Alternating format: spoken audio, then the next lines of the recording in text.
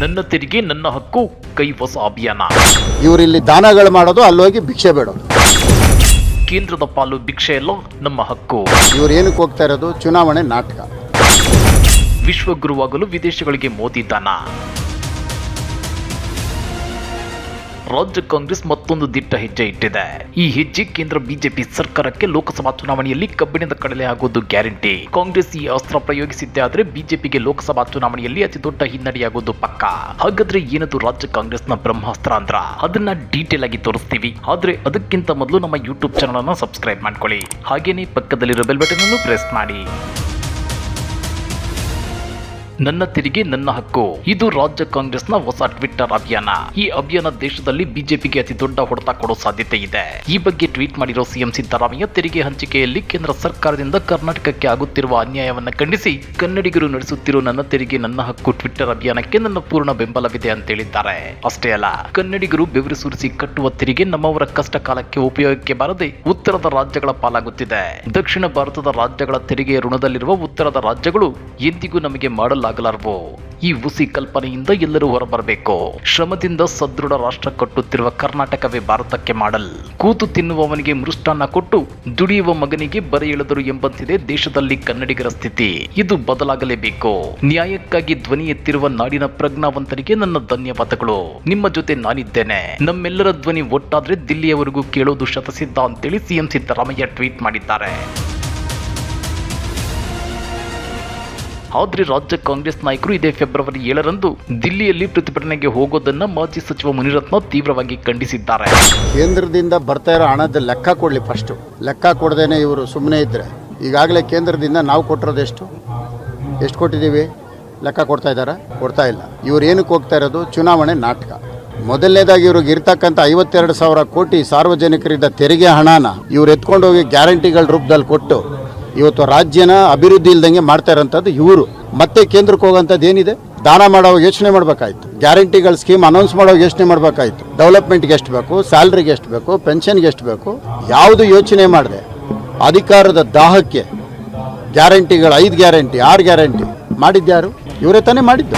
ಇಲ್ಲಿ ಗಮನಿಸಬೇಕಾದ ಅಂಶ ಏನಂದ್ರೆ, ಮುನಿರತ್ನ ಅವರು ಕೇಳೋ ಮೊದಲ ಪ್ರಶ್ನೆಗೆ ಸಿಎಂ ಸಿದ್ದರಾಮಯ್ಯ ಸಾಕಷ್ಟು ಸಲ ಸ್ಪಷ್ಟನೆ ಕೊಟ್ಟಿದ್ದಾರೆ. ಪ್ರತಿ ವರ್ಷ ನಾವು ಕೇಂದ್ರಕ್ಕೆ 4 ಲಕ್ಷಕ್ಕೂ ಹೆಚ್ಚು ತೆರಿಗೆ ಕಟ್ತಿದ್ದೇವೆ.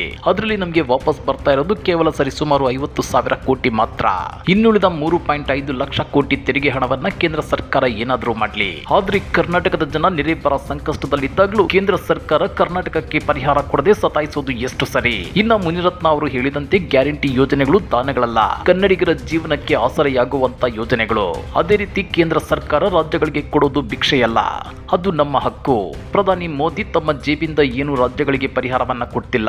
ಇದನ್ನ ಮೊದಲು ಮುನಿರತ್ನ ಅವರು ಅರ್ಥ ಮಾಡ್ಕೋಬೇಕು. ಅಷ್ಟೇ ಅಲ್ಲ, ದೇಶದ ಎಲ್ಲ ರಾಜ್ಯಗಳಿಂದ ಸಂಗ್ರಹವಾಗ್ತಿರೋ ತೆರಿಗೆ ದುಡ್ಡಲ್ಲಿ ಪ್ರಧಾನಿ ಮೋದಿ ಗ್ಯಾರಂಟಿಗಳನ್ನ ಕೊಟ್ರೆ ಅದು ಆದರ್ಶ. ಕಾಂಗ್ರೆಸ್ ಸರ್ಕಾರ ಕೊಟ್ರೆ ಬಿಟ್ಟಿ ಗ್ಯಾರಂಟಿನ ಅಂತೇಳಿ ನಾಡಿನ ಜನ ಪ್ರಶ್ನೆ ಮಾಡ್ತಿದ್ದಾರೆ. ಹೀಗಿದ್ರು ಮಾಜಿ ಸಚಿವ ಮುನಿರತ್ನ ಪದೇ ಪದೇ ರಾಜ್ಯ ಸರ್ಕಾರದ ನಾಯಕರು ಭಿಕ್ಷೆ ಬೇಡೋಕೆ ಫೆಬ್ರವರಿ 7ರಂದು ದಿಲ್ಲಿಗೆ ಹೋಗ್ತಿದ್ದಾರೆ ಅಂತೇಳಿ ಟೀಕಿಸಿದ್ದಾರೆ. ಇವರಿಲ್ಲಿ ದಾನಗಳು ಮಾಡೋದು, ಅಲ್ಲೋಗಿ ಭಿಕ್ಷೆ ಬೇಡೋದು, ಇದು ಇವ್ರ ಪದ್ಧತಿ. 7ನೇ ತಾರೀಕು ಏನಕ್ಕೆ ಹೋಗ್ಬೇಕು? ನೀವು ಚುನಾವಣೆ ಘೋಷಣೆ ಮಾಡೋಕ್ಕೆ ಮುಂಚೆ ನಿಮ್ಮ ಆಲೋಚನೆ ಇರಬೇಕಾಗಿತ್ತು. ಇವತ್ತು ಮಾಡಿರೋ ತಪ್ಪಿಗೆ ಆಯಿತು, ಇವಾಗ ತಂದಿದ್ದೆ ದಾನಗಳು ಮಾಡೋಕ್ಕೆ ತಿರ್ಗಾ ಹೋಗ್ತಾ ಇರೋದು ಇವ್ರು. ಬೇರೆ ಏನಕ್ಕೂ ಅಲ್ಲ, ಲೋಕಸಭೆಯಲ್ಲಿ ಇನ್ನೊಂದಷ್ಟು ಗ್ಯಾರಂಟಿಗಳು ಅನೌನ್ಸ್ ಮಾಡೋಕ್ಕೆ. ಎಲ್ಲ ನಾಟಕ ಇವರು. ಮಾಜಿ ಸಚಿವ ಮುನಿರತ್ನ ತಮ್ಮ ಪಕ್ಷದ ಪರ ಬ್ಯಾಟಿಂಗ್ ಮಾಡೋ ಬರದಲ್ಲಿ ನಮ್ಮದು ಒಕ್ಕೂಟ ವ್ಯವಸ್ಥೆ ಅನ್ನೋದನ್ನೇ ಮರೆತಂತಿದೆ. ಇನ್ನು ರಾಜ್ಯ ಕಾಂಗ್ರೆಸ್ ನನ್ನ ತೆರಿಗೆ ನನ್ನ ಹಕ್ಕು ಅನ್ನೋ ಹೊಸ ಟ್ವಿಟ್ಟರ್ ಅಭಿಯಾನವನ್ನ ಶುರು ಮಾಡಿದೆ. ಹಾಗಾದ್ರೆ ರಾಜ್ಯ ಕಾಂಗ್ರೆಸ್ನ ಆ ಟ್ವೀಟ್ಗಳೇನಿದೆ ಗೊತ್ತಾ? ಅದನ್ನ ಒಂದೊಂದಾಗಿ ತೋರಿಸ್ತೀವಿ ನೋಡಿ. Congress tweet number 1. ಭಾರತವು ಒಕ್ಕೂಟ ವ್ಯವಸ್ಥೆಯಲ್ಲಿ ರೂಪುಗೊಂಡ ದೇಶ. ರಾಜ್ಯಗಳು ತಮ್ಮದೇ ಆದ ಸ್ವಾಯತ್ತತೆ, ಸ್ವಾಭಿಮಾನ, ಸ್ವಾತಂತ್ರ್ಯವನ್ನ ಹೊಂದಿ ಭಾರತದ ಒಕ್ಕೂಟದೊಳಗೆ ಐಕ್ಯತೆ ಕಾಪಾಡಿಕೊಂಡು ಬಂದಿವೆ. ಆದ್ರೆ ಕಳೆದ 10 ವರ್ಷಗಳಲ್ಲಿ ದಕ್ಷಿಣ ಭಾಗದ ರಾಜ್ಯಗಳ ಮೇಲೆ ಕೇಂದ್ರ ಸರ್ಕಾರ ಆರ್ಥಿಕ ದಬ್ಬಾಳಿಕೆ ನಡೆಸುತ್ತಿರುವುದು ಸಹಿಸಲಾಗದ ಮಟ್ಟಕ್ಕೆ ತಲುಪಿದೆ. ಅದರಲ್ಲೂ ಕರ್ನಾಟಕಕ್ಕೆ ಕೇಂದ್ರ ಸರ್ಕಾರ ಮಹಾದ್ರೋಹವೆಸಗುತ್ತಿದೆ. ಕರ್ನಾಟಕದ ಆರ್ಥಿಕ ಸಂಪನ್ಮೂಲವನ್ನ ಬಾಚಿಕೊಂಡು ಭಿಕ್ಷುಕರಿಗೆ ಭಿಕ್ಷೆ ಹಾಕುವಂತೆ ಮರಳಿಸುತ್ತಿದೆ. ಕೇಂದ್ರ ಸರ್ಕಾರದ ಭಾಷಾ ಸವಾರಿ, ಸಾಂಸ್ಕೃತಿಕ ಸವಾರಿ, ರಾಜಕೀಯ ಸವಾರಿ, ಆರ್ಥಿಕ ಸವಾರಿಯನ್ನ ಸಹಿಸಿಕೊಳ್ಳಲು ಕನ್ನಡಿಗರು ಕತ್ತೆಗಳಲ್ಲ, ಸಿಡಿದೇಳುವ ಸಿಂಹಗಳು ಅಂತೇಳಿ ರಾಜ್ಯ ಕಾಂಗ್ರೆಸ್ ಟ್ವೀಟ್ ಮಾಡಿ ಕಿಡಿಕಾರಿದೆ. Congress tweet number 2. ಈ ಬಾರಿಯ ಬಜೆಟ್ನಲ್ಲಿ ಕೇಂದ್ರ ಸರ್ಕಾರ ವಿದೇಶಗಳಿಗೆ ಘೋಷಿಸಿದ ಅನುದಾನ: ಭೂತಾನ್ಗೆ 2398.97 ಕೋಟಿ ರೂಪಾಯಿ, ಮಾಲ್ಡೀವ್ಸ್ಗೆ 770.90 ಕೋಟಿ ರೂಪಾಯಿ, ನೇಪಾಳಕ್ಕೆ 2650 ಕೋಟಿ ರೂಪಾಯಿ, ಮಯನ್ಮಾರ್ಗೆ 2370 ಕೋಟಿ ರೂಪಾಯಿ, ಅದೇ ರೀತಿ ಮಾರಿಷಸ್ಗೆ 2330 ಕೋಟಿ ರೂಪಾಯಿ, ಆಫ್ಘಾನಿಸ್ತಾನಕ್ಕೆ 2220 ಕೋಟಿ, ಬಾಂಗ್ಲಾದೇಶಕ್ಕೆ 130 ಕೋಟಿ, ಶ್ರೀಲಂಕಾಕ್ಕೆ 60 ಕೋಟಿ, ಸಿಲಿಚಿಲ್ಲಸ್ಗೆ 29.91 ಕೋಟಿ. ಇನ್ನು ಮಂಗೋಲಿಯಾಕ್ಕೆ ಕೇಂದ್ರ ಸರ್ಕಾರ 5 ಕೋಟಿ ರೂಪಾಯಿಗಳನ್ನು ಅನುದಾನವಾಗಿ ಘೋಷಿಸಿದೆ. ಆದರೆ ವಾರ್ಷಿಕ 4 ಲಕ್ಷ ಕೋಟಿ ರೂಪಾಯಿ ಸಂಪನ್ಮೂಲವನ್ನು ಸಂಗ್ರಹಿಸಿಕೊಡುವ ಕರ್ನಾಟಕಕ್ಕೆ ಕೇಂದ್ರ ಸರ್ಕಾರ ಕೊಟ್ಟಿರುವ ಅನುದಾನ 0. ಕನ್ನಡಿಗರ ಬೆವರಿನ ಹಣವನ್ನು ಲಪಟಾಯಿಸಿ ವಿದೇಶಗಳಿಗೆ ಹರಿಸುತ್ತಿರುವುದನ್ನು ಪ್ರಶ್ನಿಸದೆ ಸುಮ್ಮನಿರಲು ಕನ್ನಡಿಗರು ಗುಲಾಮರಲ್ಲ ಅಂತೇಳಿ ರಾಜ್ಯ ಕಾಂಗ್ರೆಸ್ ಟ್ವೀಟ್ ಮಾಡಿದೆ. Congress tweet number 3. ಕರ್ನಾಟಕದಿಂದ ಕೇಂದ್ರ ಸರ್ಕಾರ ಸಂಗ್ರಹಿಸುವ ತೆರಿಗೆಯಲ್ಲಿ ಪ್ರತಿ 100 ರೂಪಾಯಿಯಲ್ಲಿ ಮರಳಿ ಕರ್ನಾಟಕಕ್ಕೆ ಕೊಡುತ್ತಿರುವುದು ಕೇವಲ 13 ರೂಪಾಯಿ. ಕರ್ನಾಟಕದಿಂದ ವಾರ್ಷಿಕ 4 ಲಕ್ಷ ಕೋಟಿಗೂ ಅಧಿಕ ಹಣ ಕೇಂದ್ರ ಸರ್ಕಾರದ ಖಜಾನೆಗೆ ಸೇರುತ್ತಿದೆ. ಹೀಗಿದ್ದು ನೆರೆ ಪರಿಹಾರವಿಲ್ಲ, ಬರ ಪರಿಹಾರವಿಲ್ಲ, ಕೇಂದ್ರ ಪ್ರಾಯೋಜಿತ ಯೋಜನೆಗಳಿಗೆ ಅನುದಾನವಿಲ್ಲ, ಹಣಕಾಸು ಆಯೋಗದ ಅನುದಾನದಲ್ಲಿ ಬಿಡಿಗಾಸು, ಜಿಎಸ್ಟಿ ಹಂಚಿಕೆಯಲ್ಲಿ ಅನ್ಯಾಯ. ಇನ್ನೆಷ್ಟು ದಿನ ಈ ಅನ್ಯಾಯವನ್ನು ಸಹಿಸಬೇಕು ಅಂತೇಳಿ ರಾಜ್ಯ ಕಾಂಗ್ರೆಸ್ ಪ್ರಶ್ನೆ ಮಾಡಿದೆ. Congress tweet number 4. 2014ರಲ್ಲಿ ಗುಜರಾತ್ ಮಾಡೆಲ್ ಎಂಬ ಭ್ರಮೆ ಸೃಷ್ಟಿಸಿ ಅಧಿಕಾರಕ್ಕೆ ಬಂದ ಬಿಜೆಪಿ ಗುಜರಾತ್ ಇಡೀ ದೇಶದಲ್ಲಿ ಅಭೂತಪೂರ್ವ ಅಭಿವೃದ್ಧಿ ಹೊಂದಿದೆ ಎಂದು ಹೇಳಿತ್ತು. ಗುಜರಾತ್ ಭಾರಿ ಅಭಿವೃದ್ಧಿ ಹೊಂದಿದ್ದೇ ಆಗಿದ್ರೆ ತೆರಿಗೆ ಪಾಲಿನ 51% ಏರಿಕೆ ಮಾಡಿ ತೆರಿಗೆ ಹಂಚಿಕೆಯ ಸಿಂಹ ಪಾಲನ್ನ ಗುಜರಾತ್ಗೆ ಕೊಡುತ್ತಿರೋದಕ್ಕೆ? ಉತ್ತರದ ರಾಜ್ಯಗಳನ್ನು ಸಾಕಾಣಿಕೆ ಮಾಡಲು ಕನ್ನಡಿಗರು ಬೆವರು ಹರಿಸಬೇಕೆ ಅಂತೇಳಿ ರಾಜ್ಯ ಕಾಂಗ್ರೆಸ್ ಪ್ರಶ್ನೆ ಮಾಡಿದೆ. Congress tweet number 5.